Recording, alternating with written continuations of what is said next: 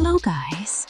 Welcome to Sissygram Genderbender Stories on YouTube. Today, I am bringing you a brand new genderbender story. If you like my voice, please hit the like button and don't forget to subscribe to our channel for regular updates. Now, let's start the story. The alarm blared, cutting through the fog of sleep, and with a groan, a hand reached out to silence it. Something felt off, but it was hard to pinpoint the cause in the early morning haze. Blurry eyes blinked open, adjusting to the soft light streaming through the curtains. The room came into focus. Same posters on the walls, same cluttered desk in the corner, but there was a nagging sense that something wasn't quite right. Pulling back the covers revealed unfamiliar curves where there should have been angles. Long strands of hair spilled over narrow shoulders. Heart racing, trembling fingers explored a face that felt strange, softer jawline, fuller lips. What the hell? The voice that emerged was higher, more melodic. Stumbling out of bed on shaky legs, the mirror confirmed the impossibility.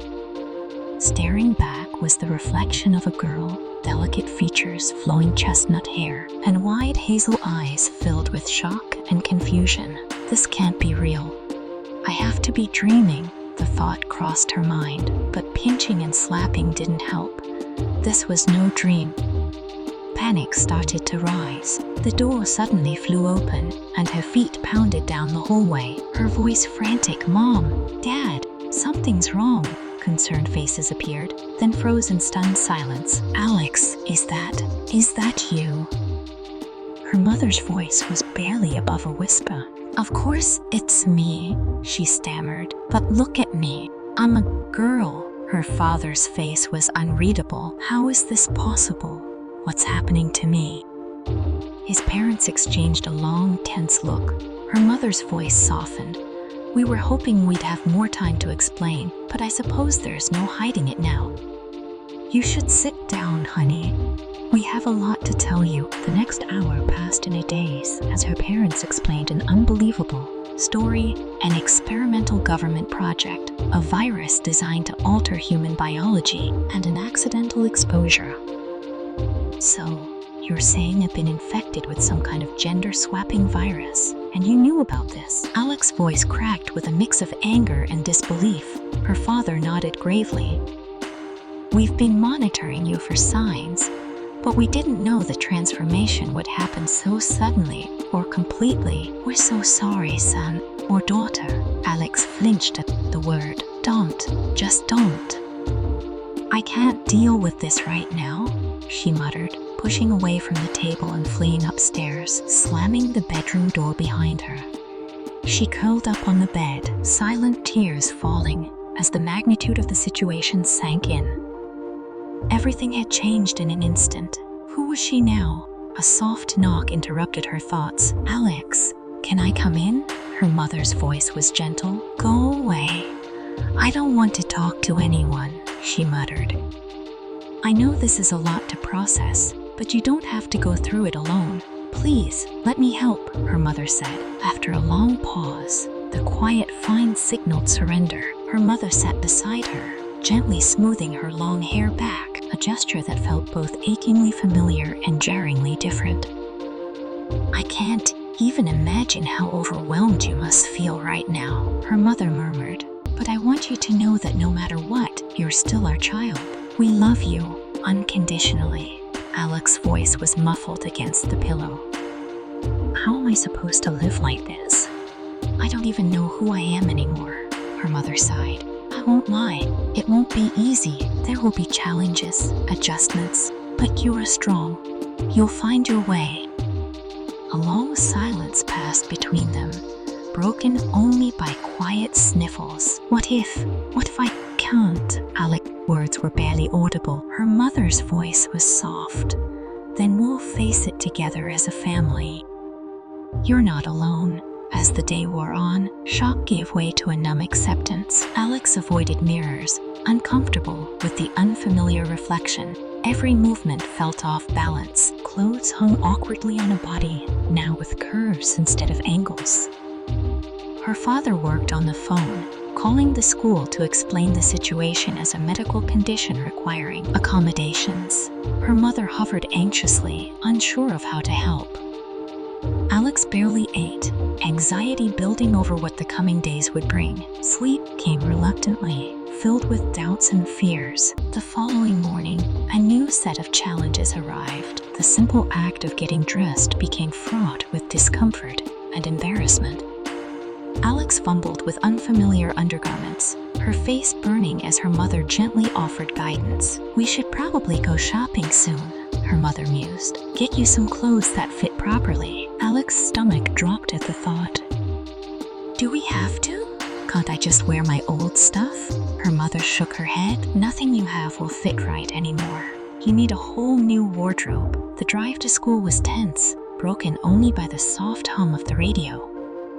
Alex's hands twisted nervously in her lap, unsure of which pronouns felt right or comfortable.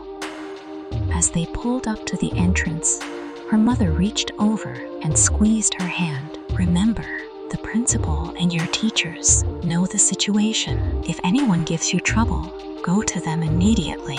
Alex nodded mutely, her throat tight with nerves. "I love you. You've got this." With a deep breath, Alex stepped out of the car, walking into a sea of curious stares and whispered conversations. She hurried to her locker, fumbling with the combination as her hands shook. "Alex, is that really you?" her best friend. Tom's voice broke through the noise, his eyes wide with shock. Yeah, it's me, dude. What happened?" Alex let out a humorless laugh. "You could say that.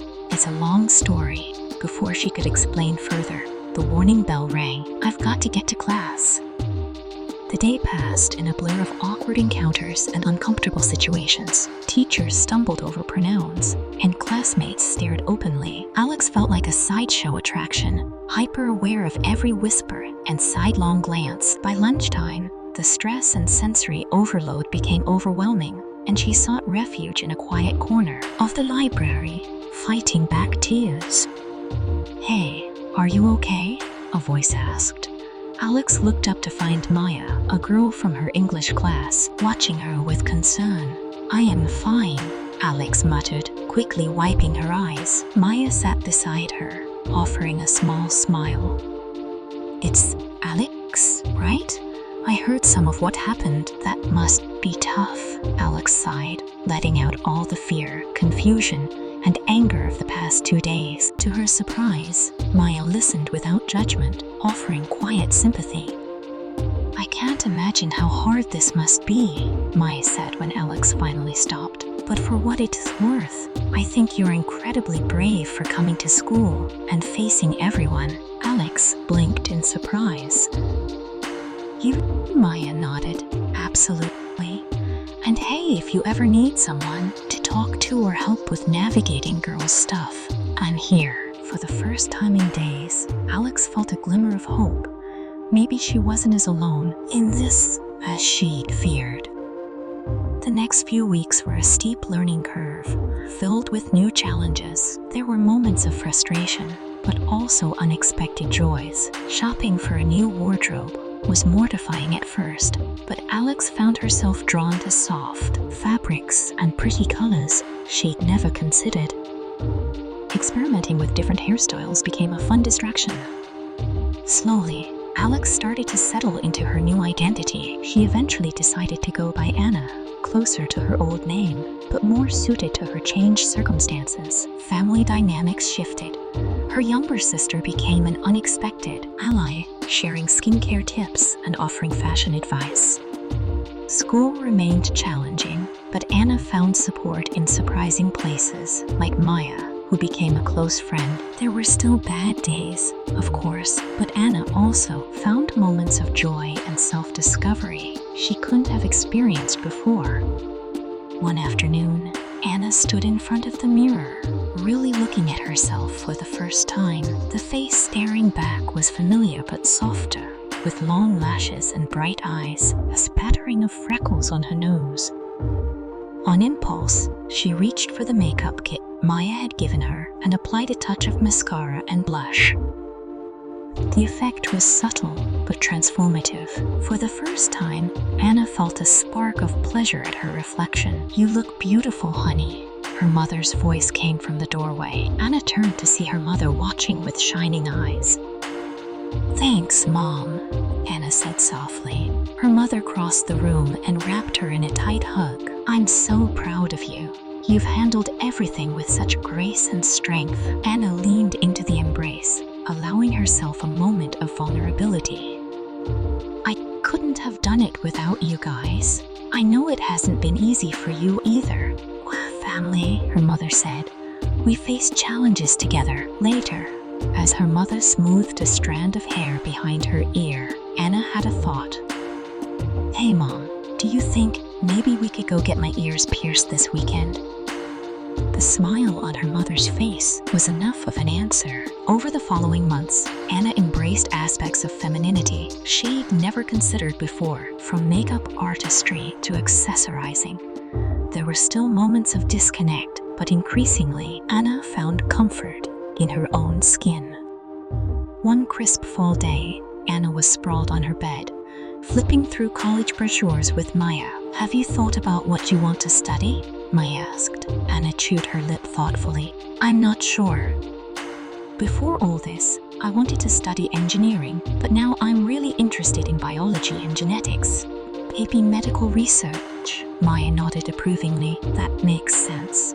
You could help people going through similar situations."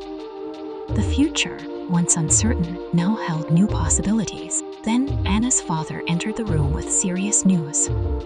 "Sky, can we talk for a minute?" After a brief conversation, he revealed that researchers had developed a way to reverse the effects of the virus. Anna's heart skipped a beat. "You mean I could go back to being a boy?" Her father nodded slowly. "If that's what you want, the treatment is experimental, but early trials are promising. You'd be eligible to participate if you want." Anna was torn. Part of her was tempted. This could make things easier, but another part had grown used to her new self. She thought about the struggles of those first weeks, but also the joy of discovering new things about herself. She was no longer the person she was before, but she didn't regret the journey. After much thought, Anna gathered her family in the living room. With a deep breath, she made her decision. "I'm not going to take the treatment. I want to stay as I am." Her mother stepped forward, enveloping her in a warm hug. "We're proud of you, sweetheart, no matter what." Her father joined in, his voice thick with emotion. "As long as you are happy, that's all that matters to us." For the first time since that morning, everything had changed. Anna felt at peace. This was who she was meant to be, not because of a virus or an accident, but because she had found the strength to embrace change and grow into the person she was always meant to be. The future stretched out before her, full of possibilities. Anna was ready to face it wholly and completely. This is where the story ends. I spend hours of effort creating these kinds of stories, so if you're new to this channel, please hit the like button and subscribe my Sissygram Genderbender Stories YouTube channel. Also, don't forget to comment on what you would do if you were in his place. I'm eagerly waiting for your comments, and I personally read all of them. Okay, guys, thanks for joining. And I'll see you in the next story in the next video. Take care and bye.